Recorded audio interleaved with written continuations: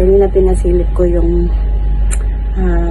simula pagising ko hanggang sa nakaligo, hanggang sa ngayon nakapag-ayos na ako ulit. So ito na naman tayo, another day, another journey na naman, another hingal na naman. Kailangan natin maging masipag araw-araw dahil may mga umaasa sa atin.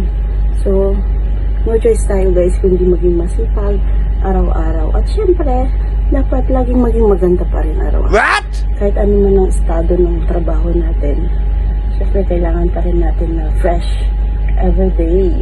Alam mo naman tayo mga Pilipino, syempre kapatalo ba naman tayo? So let's go, tara! So ayun guys, simulan na naman ang ating umaga. Bibili sana ako ng gum kasi walang gum dito sa bakal namin sa baba ng building. Sarado pa tong isa, yung medyo malapit sana sa amin. Bibili sana akong gum, bibili sana ako ng gum, chewing gum. Wala dito, sarado pa dito.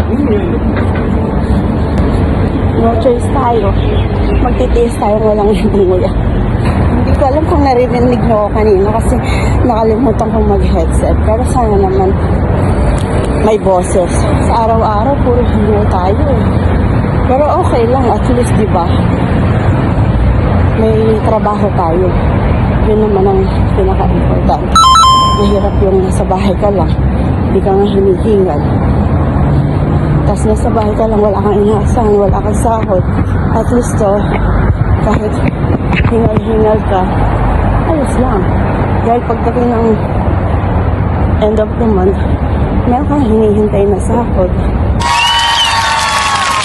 Ang hirap talagang makipagsapalaran, no? Tapos ang layo pa natin sa pamilya. Sana wish ko makauwi ako next year. Kasi gagraduate yung mga anak ko. Yung pagod at hirap ko dito guys, na pinapag-aral ko yung dalawa ko. So ngayon, graduating na sila ng college sa next year. Ang sarap, diba? Mag-isa mo din naguyod. Mag-isa mo din naguyod yung mga anak mo. Walang tulong, nakamag-anak, walang sumuporta. Ikaw lang talaga, solo mo. Kaya sa mga hinihingi ng tulong sa akin minsan, pasensya na kayo guys kung hindi ko kayo natutulungan kasi meron din ako mga inuuna, mga anak ko, syempre wala naman silang malapitan kundi ako. So yun, kaya sa mga minsan nag-message sa akin na hinihingi ng konting tulong, sorry talaga. Pero pagkatapos ng mga anak ko, baka sakaling makaluwag-luwag na ako. So yun, good morning ulit. Napayapa tayo nakarating sa location natin. Alam niyo guys, hindi na ako nakapag-video kanina kasi sobrang siksikan. Ang hirap, tsaka kailangan mong kumapit sa bus kasi syempre, baka matumba-tumba tayo. So hindi na ako nakapag-video kanina. Anyway, itutuloy natin. Ito nga, thanks God, simula na naman ang araw natin. Umaga na naman. Thursday, kalimutan ko ng date. Kasi Thursday ngayon. Okay naman tayo. So alam nyo guys, kanina pag ako may chismis lang, kanina syempre diba siksikan. Yung iba, alam mo yung hindi talaga natin maiwasan ko kasi kanya-kanya tayong mga ugali. Yung iba ma-attitude. Alam mo na, si ating kanina nakaupo siya. Ngayon yung isang uupo sa tabi niya pero ayaw niyang umupo doon malapit sa may window. Ang sabi naman nung isa na dating nakaupo na kasi nasa bungad lang siya, bababa na ako dyan. Kaya kumbaga ikaw na yung pumasok malapit sa window. Alam mo ba, nagdabog-dabog siya habang papunta doon sa upuan na malapit sa window. Ating, huwag kang ganyan, di ba? Siyempre, commuter tayo, bus yan eh. Natural, nandiyan yung siksikan, nandiyan yung kung saan ang bakanting upuan. Huwag ka nang pumili kung saan part ka dapat uupo na gustong umupo. Hello, good morning. Huwag ka na dapat pumili kung saan part ka uupo kasi ate, syempre yung iba kaya nandito sa may malapit sa para hindi ka na ma-istorbo, diba? Kasi malapit na nga siyang bababa. Next bus stop na siya. Ay, naku. Yun po. Sa araw-araw talaga iba-iba yung nararanasan mo. Iba-ibang amoy ang naaamoy mo. So, syempre, commuter tayo, hindi naman natin hawak yung mga personal ay mga buhay nila, no? So, hindi naman natin pwede silang turuan, no? Ganito, syempre, tiis lang talaga tayo. Kasi ganyan talaga hanggang sa makarating tayo sa work natin. So, guys, saan naman tayo magluluto? Ang plano ko is sa magluluto? Sa Sunday. Yung pang araw-araw na ulam is kahit ano lang, okay na muna. Ang dami kong kailangan bilhin na pampaganda. Ay, naghahanap ako yung pampaganda pero mura lang. Ang init. Oh my God. Gam at saka, kasi minsan nakakatakot bumili, baka lokal. Yung sa mga words ko minsan na mali-mali, pakicorrect nyo lang ako guys ha.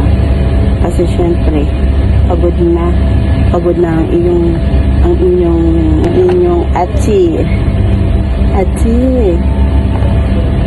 Kung ano na lang muna yung ginagamit natin araw-araw, yun na lang muna yung natin. Tsaka na tayo magpalit pagka may extra money na. Tapos para mamaya hindi na ako bababa dito kasi minsan late ako nababa, abala pa para bumaba dito. Bumibili. Ay, alam mo yung kanina kakukuhan ko ng kwento, akala ko yung video ko, hindi pala. Nasayang yung mga pinagsasabi ko.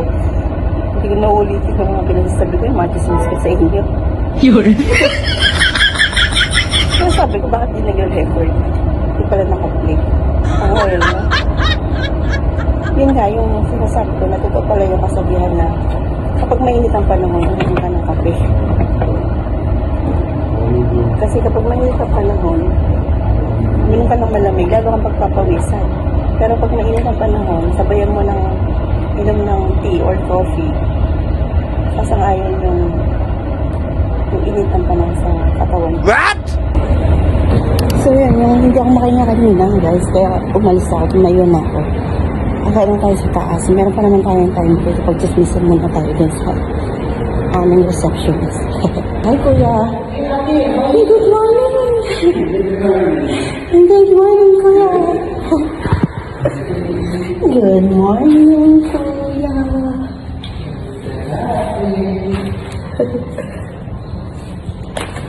So, yan. Meron pa tayong ilang minutes. Tandal muna tayo sa taas.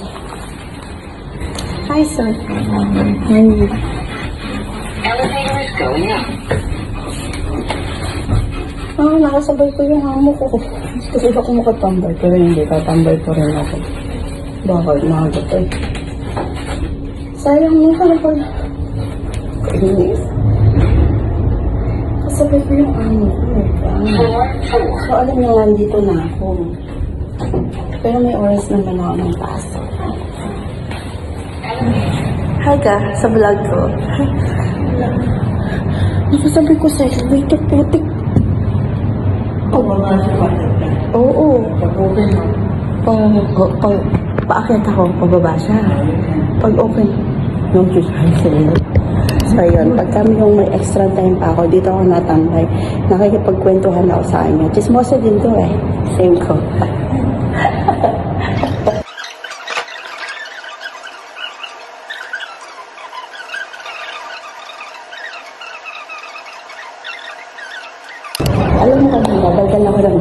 ba pagdating ko, hi guys, gano'n ako, daldal. Tapos bumili muna ako ng tea. Kasi sabi pagka mainit, uminom ka ng mainit para bumalansa yung init sa katawan mo. Hindi naglalaban na mainit yung nararamdaman mo, tapos inom ka malamig, lalo kami nagpapawisan. So yung daldal ako ng daldal, nag-vlog ako. Pagtingin ko sa camera, hindi naka-play. Hello guys! Welcome to my vlog again. Magandang gabi sa inyo lahat. So ngayon po guys, medyo late tayong lumabas. Kasi late din dumating yung amo ko. Kasalukuyan ako ngayon naglalakad. Papunta sa bus stop. Pero hindi na ako mananakbo kasi baka hindi na rin naman ako aabot. Sayang lang naman yung lakad, yung pagod. Kaya, tamang lakad na lang tayo guys. So, paano guys? Mamaya ulit. So, yun, nakalagpas na ako sa mall. Alam niyo guys, may nagbigay sa akin ng flyers. So, kinuha ko syempre. Ginagawa kong pamaypat. So, yun sila din. Kasi yung hangin na bumubuga guys, mainit. So, parang baliwala din yung hangin. Kasi sobrang init. Tingnan nyo guys, so, pawis ko. Laging ganito, sobrang init. Araw-araw. Hi guys, nakaabot tayo. Oh my God. Congratulations! Yay! Nakaabot tayo ng hindi nananakbo. Hindi hingal. Oh, thank you. Oh my God. Hindi na lang talaga. So, paano guys? Mamaya ulit. Gawin lang sa bahay. Yay! Hello guys! I'm back! Ngayon, nandito na ako sa loob ng kwarto ko. Thanks God. Thank you so much Lord kasi nakarating po lang safe. At nang hindi hinihingal masyado. Hindi kagaya ng mga few days na sobrang hingal, naghahabol lagi. Kasi kanina guys, habang naglalakad ako, lumabas ako ng mga 6:30. Sabi ko, talagang inano ko sa isip ko na, hindi na ako aabot. Kaya nagbagal-bagal ako. Sabi ko, kaysa sa bilisan ko, hindi na rin naman ako aabot. Yung parang wala na akong pag-asa kanina. Pero sa hindi ko na mamalayan habang kausap ko kayo, naglalakad ako, nagbablog ako. Pagtingin ko ng oras, maaga-aga pa.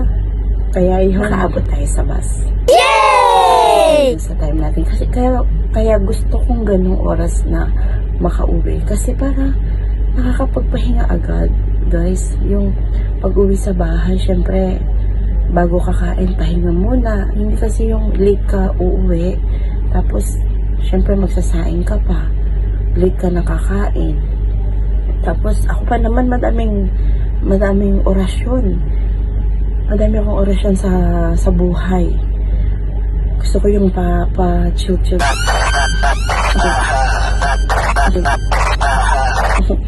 Pa-chill-chill lang muna. Ayoko yung laging nagmamadali. Kahit sa umaga. Ayoko yung laging nagmamadali. Kung makikita nyo, ang pasok ko talaga is 8:30. Pero ang gumigising ako ng 5 o'clock kasi ayokong nagmamadali. Gusto ko yung nakakapagkape ako ng maayos. Yung hindi ko kailangan hipan yung kape para maubos agad. Dahil wala na akong oras, maliligo pa ako. Ayoko nang ganun. Tapos, syempre magbabanyo pa tayo. Ayoko sa lahat yung nagmamadali. Kaya gusto ko lagi yung maaga gumagaya. So, yun guys. Basta sa lahat po ng makaka-watch ng video ko, please naman po. Follow and subscribe. Thank you for watching. Magandang gabi guys. Bye.